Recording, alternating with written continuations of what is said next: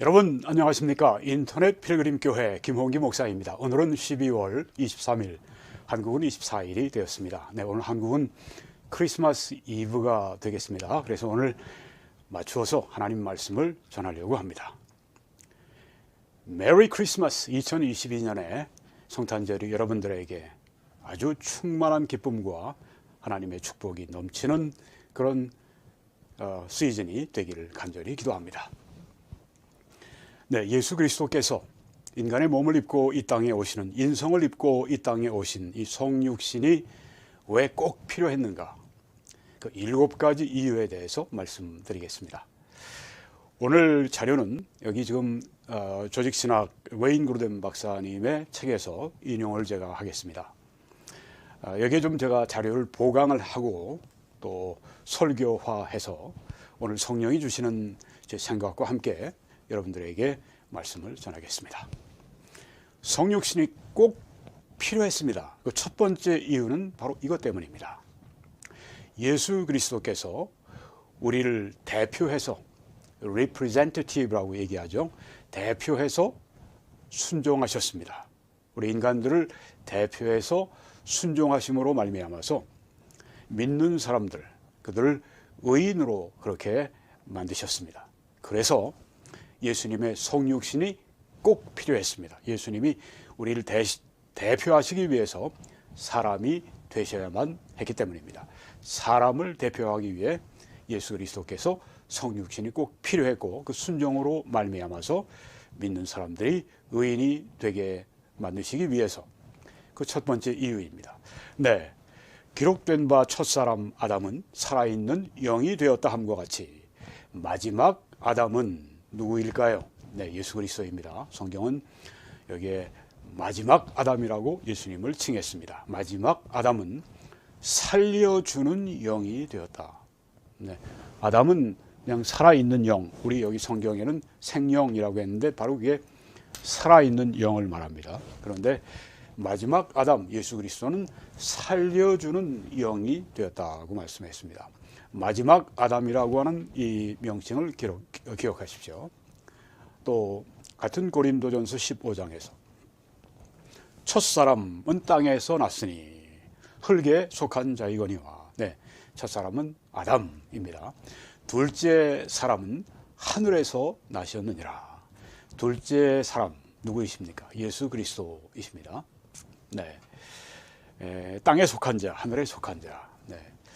조금 전에 우리가 예수님을 마지막 아담이라 그렇게 호칭하는 걸 봤습니다. 여기에서는 예수님을 둘째 사람이다 그렇게 호칭을 했습니다. 예수님을 마지막 아담이라고 말씀한 것은 우리와 동일한 인간성을 예수님이 취하신, 예수님은 완전한 사람 되신, 그리고 완전한 하나님이신, 예수님의 신성과 인성이 완전히 하나로 그렇게 아름답게 그리고 아주 조화롭게 그렇게 일치가 되신 예수님. 네, 마지막 아담은 동일한 인간성을 말씀하고 있고, 둘째 사람이라고 예수님을 호칭한 것은 예수님께서 새로운 인류, 구원받은 예수 그리스도 안에 있는 새로운 인류의 대표가 되시기 때문에 이런 호칭을 쓴 것입니다. 마지막 아담, 인성을 말씀하고 있고, 둘째 사람, 새 인류의 대표를 말씀하고 있습니다. 아담은 첫 사람으로서 에덴 동산에서 실패했습니다. 하나님의 명령을 저희들이 어겼습니다. 그래서 그들은 선악을 알게 하는 나무를 따먹고, 그렇게 해서 그들은 타락을 하고 실패하고 말았습니다마는, 우리 주 예수 그리스도께서는 단 한 번도 하나님의 뜻을 어긋나게 그렇게 행동하신 적이 없습니다. 항상 하나님과 하나이셨습니다. 순종에 있어서 하나님의 뜻과 완전히 일치하셨습니다. 아주 극적인 그 모습이 예수님이, 여러분이 저기 보시는 예수님이 시험 받으시는 그 시험산입니다. 시험산에서 마귀의 시험을, 3번의 시험을 예수님께서 말씀으로 3번 다 아주 정말 완전하게 그렇게 물리치시고 승리하셨습니다.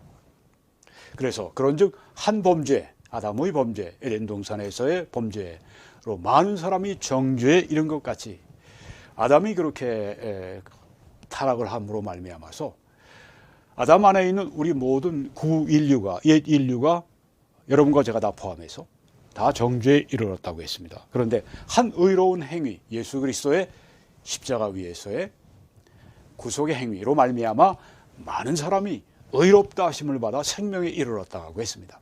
한 범죄로 정죄에 이르렀지만 한 의로운 행위, 예수님의 의로운 행위로 많은 사람이 의롭다 하심을 받았다. 예수님은 우리를 대리하셔서 순종하셨고 대표하셔서 순종하셨고 그렇게 함으로 의롭다 하심을 믿는 모든 자들에게 주셨습니다. 그래서 한 사람이 순종하지 아니함으로 많은 사람이 죄인 된 것 같이 한 사람이 순종하심으로 많은 사람이 의인이 된다고 말씀했습니다. 예수님이 우리를 대표해서 그래서 인성을 취하고 이 땅에 오셨습니다. 그래서 사람의 대표가 되셔서 순종하심으로 하나님의 뜻에 100% 순종하심으로 말미암아 많은 사람을 믿는 많은 사람들, 구원받는 사람들 의인이 되게 하셨다고 했습니다. 그래서 예수님은 성육신 하셔야만 했습니다. 사람이 되셔야만 했습니다. 사람이 되셔서 사람의 대표자가 되셔서 하나님께 완전히 순종하심으로 믿는 모든 사람들을 의롭다 하시기 위해서 그렇게 하셨습니다.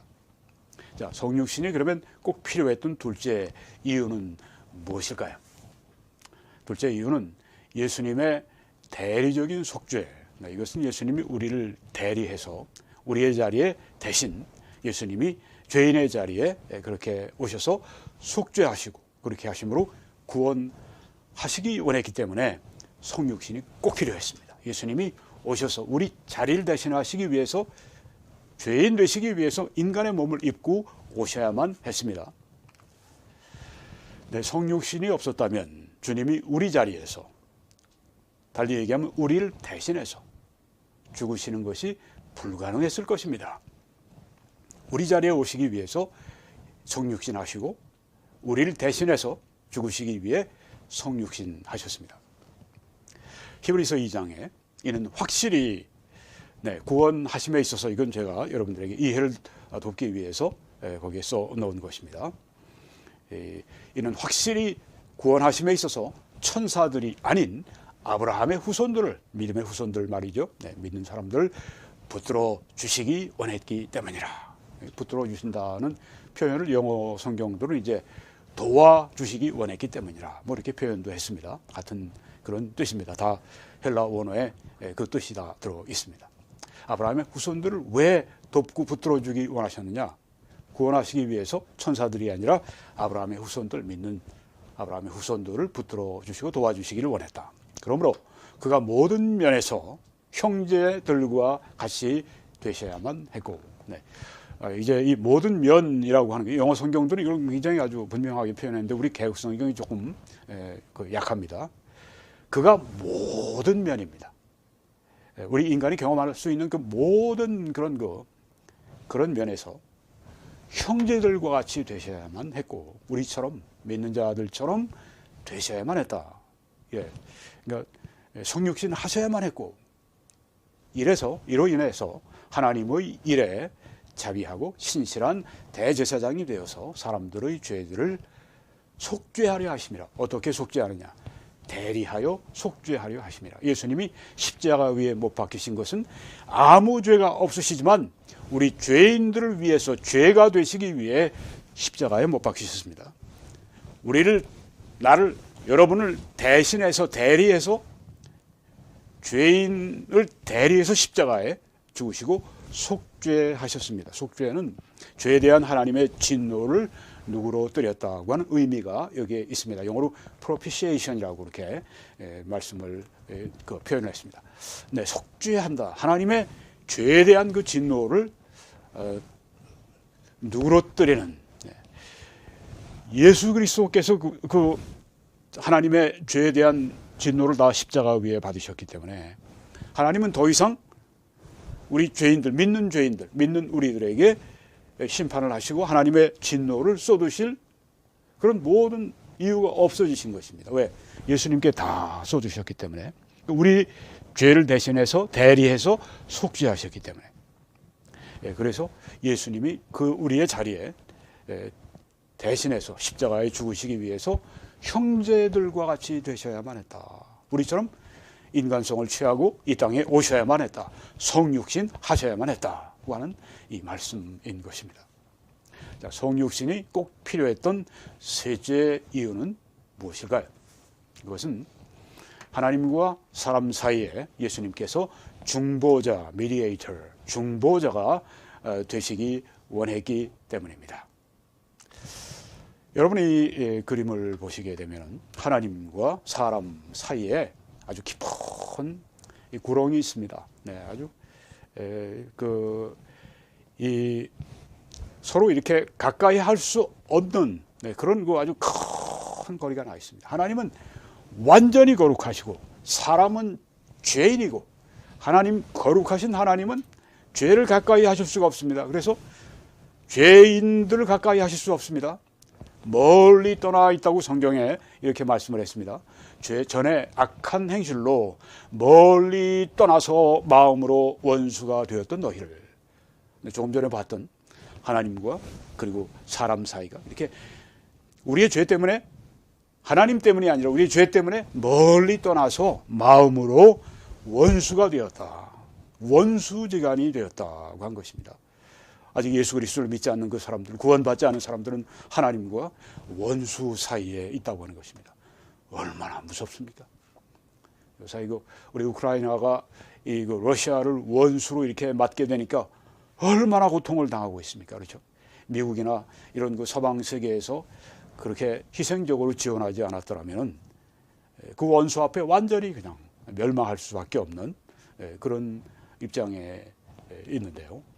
하나님과 원수가 되다니 정말 너무너무 정말 무서운 일입니다. 멀리 떠나 마음으로 원수가 됐던 너희를 이제는 그의 육체의 죽음으로 말미암아 화목케 하셨다. 이렇게 그 사이가 떨어진 원수가 된 여기에 예수님이 육체의 죽으심으로 말미암아 화목케 하셨다. 중보자라고 하는 건 한쪽 손은 하나님을 잡으시고 한쪽 손은 사람의 손을 잡으시고 이렇게 해서 그 손을 서로 이렇게 잡을 수 있도록 하나님과 사람이 원수지간이 아니라 이제는 화목하게 되도록 하시기 위해서 예수님이 어떻게 하셨는가? 그의 육체의 죽음으로 말미암아 화목케 하셨다고 했습니다. 그래서 너희를 거룩하고 흠없고 책망할 것이 없는 자로 그 앞에 세우고자 하셨으니. 네, 여러분 이렇게 우리가 멀리 떨어져 있는 하나님과 멀리 떨어져 있는 우리 죄인들을 보게 되는데요. 여기에 우리 주 예수 그리스도께서 그 육체 십자가의 죽음을 통하셔서 하나님과 사람을 화목하게 하셨다고 이렇게 말씀을 한 것입니다. 이게 바로 중보자이신 것입니다. 한쪽은 하나님의 손을 한쪽은 사람의 손을 붙들고 중보해 주시는 그 역할을 예수님이 하시기 위해서는 인간의 몸을 입고 이 땅에 오셔야만 했습니다. 성육신의 세 번째 이것이 강력한 이유인 것입니다. 하나님은 한 분이시요 또 하나님과 사람 사이에 중보자도 한 분이시니 중보자는 한 분뿐입니다. 중보자는 마리아가 되어서는 안 됩니다. 중보자는 성인이 되어서는 안 됩니다. 중보자는 신부가 되어서도 안 되고 목사가 되어서는 안 되고 아무도 중보자가 될 수 없습니다. 오직 한 분 예수 그리스도만 그 사람이신 그리스도 예수. 네, 예수 그리스도께서 사람이 안 되셨으면 이 중보를 하실 수 없어요. 그런데 왜냐하면 육체로 십자가에 못 박혀 죽으심으로 중보자가 되실 수 있기 때문입니다. 그래서 성육신 하셨다고 하는 것입니다.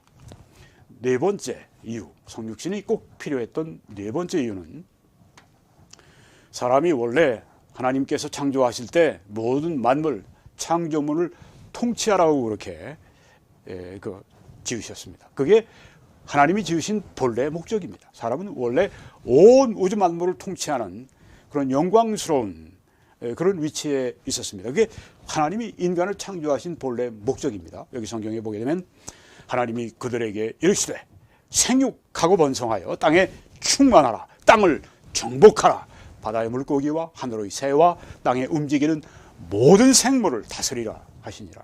땅을 정복하라, 모든 생물을 다스리라, 만물, 창조물을 완전히 다스리는, 그것이 하나님이 창조하신 목적이라고 하는 것을 창세기 1장에서 이렇게 보여주고 있습니다. 그런데요, 사람이 에덴 동산에서 타락함으로 말미암아 하나님의 이 고귀한 목적이, 영광스러운 목적이 좌절되었습니다. 그래서 히브리서 2장에서는 지금 우리가 만물이 아직 그에게, 사람을 말합니다, 사람에게 복종하고 있는 것을 보지 못하고, 그렇죠, 만물이 복종하지 않습니다. 여기에도 지금 이쪽 얼마나 하여튼 우리 있는 이 블레인 이 지역, 그리고 또 아마 이 서부 지역 상당한 이 거리에 엄청나게 그냥 눈이 와가지고 어마어마하게 눈이 쌓였습니다. 네, 그래서 꼼짝 못했습니다.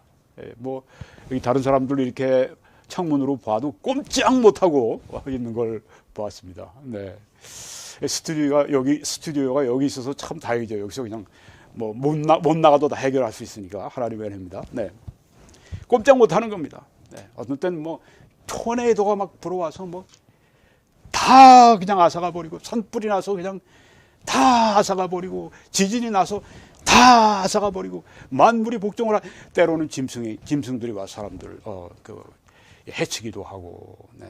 지금은 우리가 만물이 아직 그 사람에게 복종하고 있는 것을 보지 못합니다. 타락했기 때문입니다. 그런데요, 사람이 되셔서 오신 예수님께서 순종하심으로 말미암아 만물을 다스리시는 이 목적을 성취하셨습니다.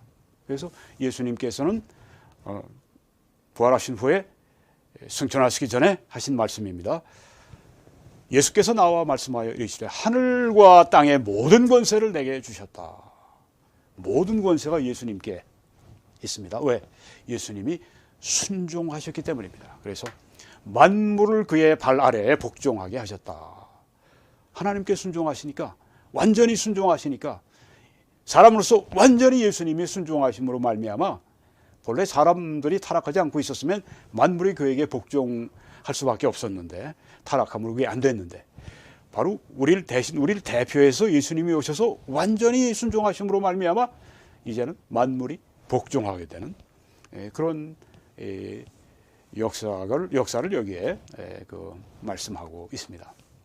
사람으로서 주님이 순종하셨기 때문에 우리도, 예수님이 우리를 대신하고 우리를 대표해서 순종하심으로 만물을 복종케 하셨기 때문에 우리도 통치하게 될 것입니다. 참으면 또한 그와 함께 통치할 것이라고 말씀했습니다. 우리 여기 성경에는 왕 노릇할 것이라고 그렇게 번역을 했습니다. 네, reign이라고 그렇게 번역을 했는데요. 뭐 왕 노릇도 괜찮을 것 같아요. 네, 그와 함께 통치할 것이다. 앞으로 통치하게 된다고 했습니다.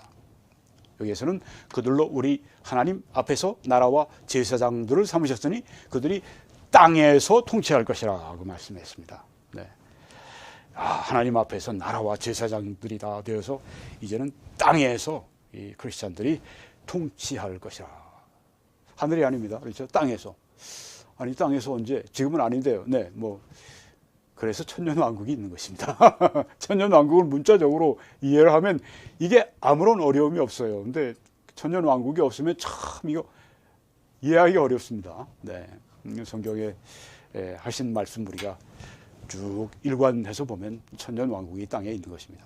네, 천년 7번이나 성경에 나옵니다. 천년 7번이나 나옵니다. 그들이 땅에서 그리스도 예수와 더불어 함께 통치할 것이라.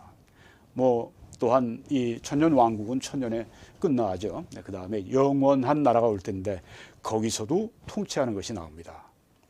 신실한 자들에게 통치에 더 높은 책임이 부여되는 것은 당연할 것입니다.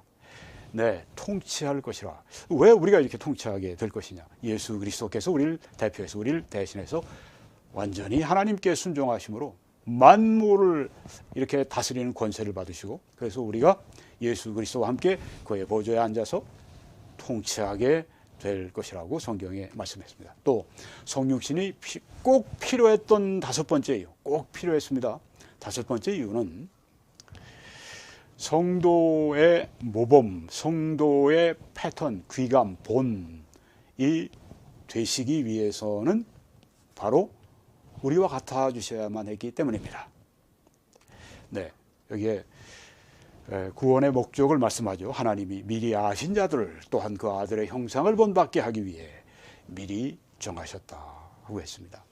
하나님이 미리 아신 자들에 대해서 두 가지 해석이 있습니다. 하나님이 누가 믿을까 혹은 안 믿을까 미리 아시고 이렇게 미리 정하셨다.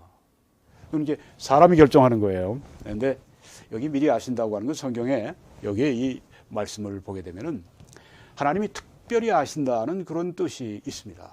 그것은 하나님이 어떤 특별한 관계가 있기 때문에 특별히 아신다. 나의 자녀이기 때문에 아신다. 그런 뜻이 포함이 돼. 그렇게 이제 칼빈주의자들 그렇게 이해하죠. 네, 그래서 하나님이 그러니까 정하시기 전에 미리 아시는데 하나님이 특별한 사랑으로 미리 아셨다. 그러니까 모든 것은 다 구원은 처음부터 하나님이 시작하시고 하나님이 마치신다. 근데 이제 이쪽으로 알미니안 쪽으로 가게 되면은 구원은 사람이 결정하는 거다 이렇게 되는 거죠.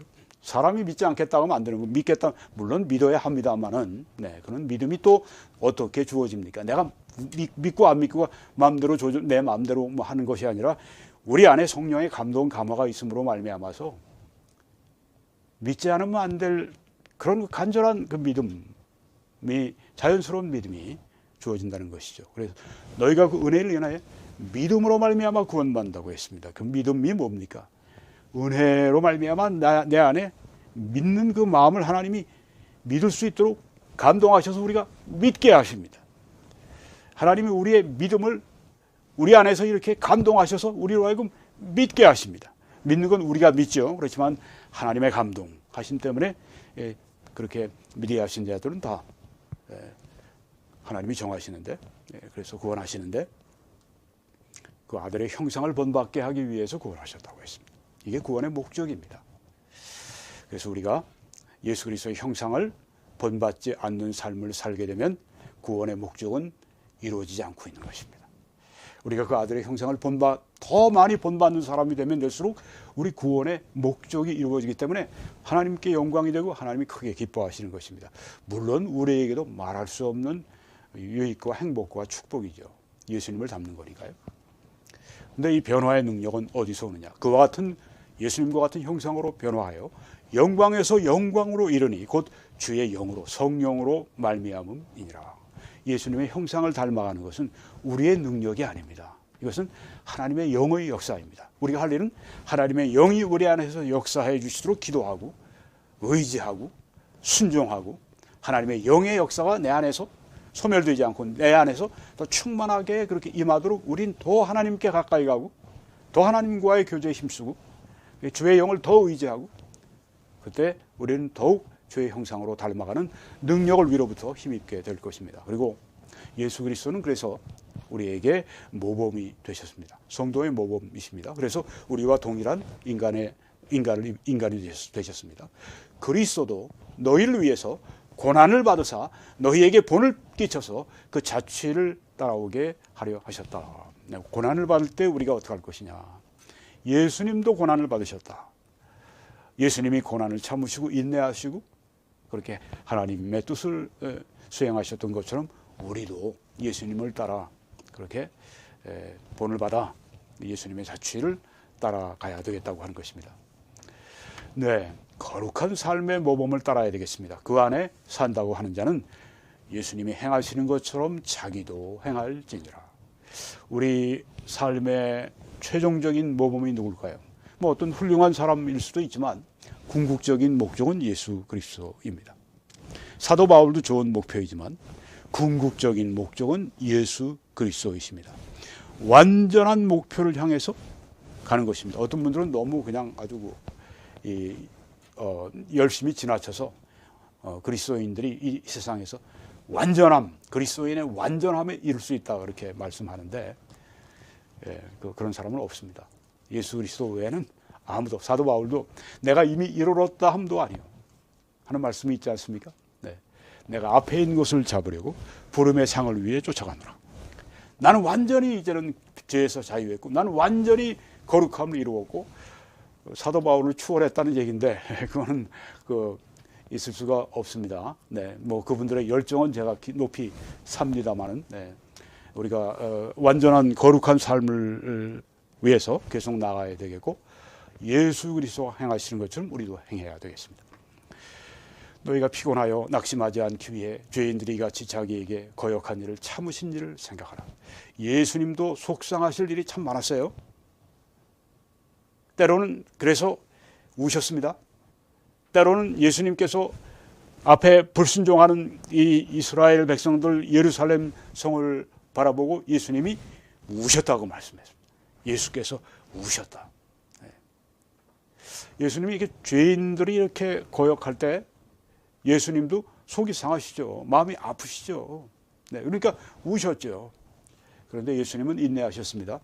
거역한 일을 참으신 일을 생각하라. 그래서 우리가 예수님의 복음을 따라가는 것입니다. 성경에서 우리가 예수님에 관한 복음서에서 많은 것을 우리가 보면서 예수님을 보고 예수님의 모범을 보고 따라가야 합니다. 그래서 예수님이 인간 되셨습니다. 우리의 모범 되시도록 하시기 위해서 인간 되셨습니다. 우리는 죽으심의 모범까지 따라야 되겠습니다. 내가 그리스도와 그 부활의 권능과 그 고난의 참여함을 알고자 하여 그의 죽으심을 본받아. 사도 바울은 예수 그리스도의 삶뿐 아니라 죽으심을 본받아 라고 말씀했습니다. 죽을 때까지, 죽으심의 그 모습까지 우리가 본을 받아야 되겠습니다. 죄인들이 예수님을 그렇게 욕하고 때리고 그렇게 모욕하고 그래도 예수님이 욕하지 않으시고 그들을 긍휼히 여기시고 마지막 강도 한 명까지 마지막 순간에 천국으로 갈 때 데리고 가시는 예수님이셨습니다. 우리도 그래야 할 줄 믿습니다. 자, 성육신이 꼭 필요했던 여섯 번째 이유는 이것입니다. 우리가 이제 지금은 구속받지 않았습니다. 우리 몸이 그래서 죽습니다. 그렇지만 이제 구속된 몸, 예수님이 오실 때, 공중에 오실 때, 우리의 이름을 부르실 때, 천사장의 나팔 소리가 울려 퍼질 때, 그때 죽은 사람들은 그 무덤에서 삽시간에 부활의 몸으로 일어나서 이 주님께 갑니다. 그리고 살아있는 신자들이 또한 그때 살아있는 신자들이 순식간에 구속된 몸으로 바뀌어서 주님을 만나게 됩니다. 그때 물론 구속된 영혼과 구속된 몸이 만나는 일도 그때 있습니다. 그리고 우리가 구속된 영과 몸을 가지고 공중에서 주님을 뵈는 소망이 있습니다. 그 구속된 몸, 거기에 하나의 패턴은 본이 되시기 위해서 그렇게 하셨다고 했습니다. 영광스러운 말.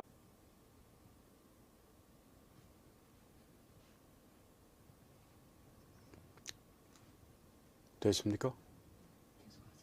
네.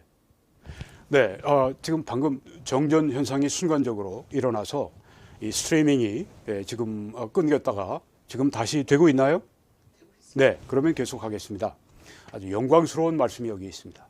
죽은 자의 부활도 그와 같으니 썩을 것으로 심고 썩지 아니할 것으로 다시 살아나며 썩지 아니할 것으로 다시 부활한다고 했습니다. 예수님의 몸이 그러했는데 우리 몸도 그런 것입니다. 썩지 아니할 몸, 죽지 아니할 몸으로 변화가 된다고 했습니다. 그리고 지금 여기에서 이게 지금 제대로 안 되고 있네요. 네. 다시 전했다가 다시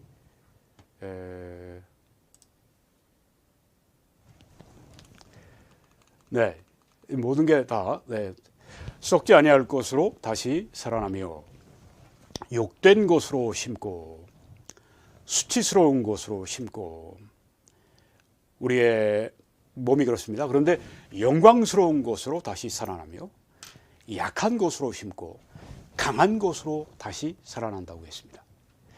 예수님이 몸이 이렇게 부활의 몸으로 살아나실 때 그때 그 몸처럼 우리가 썩지 아니할 몸, 또 영광스러운 몸, 강한 몸으로 다시 살아날 것을 말씀하고 있습니다. 예수님이 거기에 하나의 패턴이 되신 겁니다. 전형이 되신 것입니다. 그래서 예수님이 성육신 하셔야만 했습니다.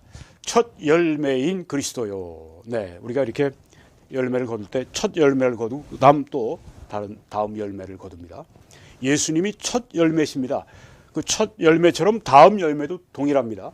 예수님의 부활의 몸처럼 우리도 영광의 몸을, 강한 몸을, 썩지 아니할 몸을 받게 된다는 말씀입니다.